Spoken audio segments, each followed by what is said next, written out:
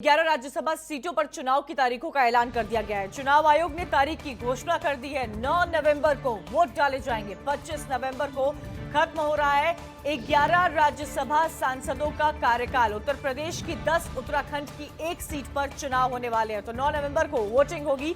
आपको यह भी बता दें कि 25 नवंबर को कार्यकाल खत्म हो रहा है 11 राज्यसभा सांसदों का। उत्तर प्रदेश की 10 राज्यसभा सीटों पर और उत्तराखंड की 1 सीट पर चुनाव होने वाले हैं। तो चुनाव आयोग की तरफ से यह घोषणा कर दी गई है, तारीखों का ऐलान कर दिया गया है। राज्यसभा की सीटों पर उत्तर प्रदेश की अगर बात की जाए तो 9 नवंबर को उत्तर प्रदेश की 10 राज्यसभा सीटों पर वोटिंग होगी। वहीं उत्तराखंड की 1 सीट पर 9 नवंबर को वोटिंग होने वाली है। जो कार्यकाल पिछले समय से चल रहा था वो 25 नवंबर को खत्म हो जाएगा, जिसके तहत 9 तारीख का समय चुनाव आयोग की तरफ से सामने आया है। 11 राज्यसभा सीटों पर चुनाव की तारीखों का ऐलान चुनाव आयोग की तरफ से कर दिया गया है। ज्यादा जानकारी के लिए रुख करेंगे दीपक का, हमारे सहयोगी दिल्ली से हमारे साथ जुड़े हुए हैं। दीपक, 11 सीटों पर तारीखों का ऐलान हो गया है। 10 उत्तर प्रदेश की, 1 उत्तराखंड की वोटिंग होनी है 9 तारीख को। जी देखिए कंचन, आज चुनाव आयोग ने अपनी घोषणा कर दी है और 25 तारीख तक नामांकन करना है और 9 नवंबर को इसका रिजल्ट आएगा। दोबारा से बीजेपी अपने कैंडिडेट उतारेगी, जिसमें से अगर सूत्रों की बात की जाए तो केंद्रीय मंत्री हरदीप सिंह पुरी और राष्ट्रीय महासचिव अरुण सिंह को पार्टी ने दोबारा से कैंडिडेट बनाना लगभग तय कर लिया है और कई ऐसे नाम होंगे जो इस बार चौंकाने वाले होंगे।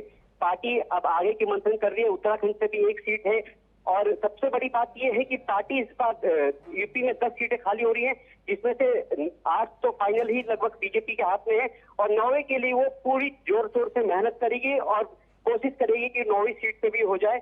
और अभी हमारे सूत्रों से पता चला है कि कुछ ऐसे नाम भी हैं जो आपको अलग से दिखाएंगे। कुछ दीपक, नामों पर मंथन तो चल रहा है, लेकिन इस रेस में सबसे ऊपर नाम किसका चल रहा है? अगर सबसे ऊपर अगर बात की जाए तो इस रेस में सबसे ऊपर केंद्रीय मंत्री हरदीप सिंह पुरी और अरुण सिंह है।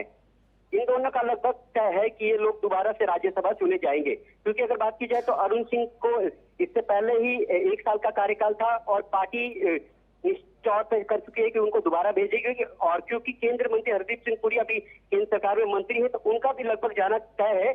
ऑनलाइन से कुछ लोगों ने बात करते हुए बताया है, जो बीजेपी के वरिष्ठ नेता है, कि लगभग मान के चला जाए कि हरदीप सिंह पुरी और अरुण सिंह का जो इस बार दोबारा से उनको राज्यसभा चुना जाएगा।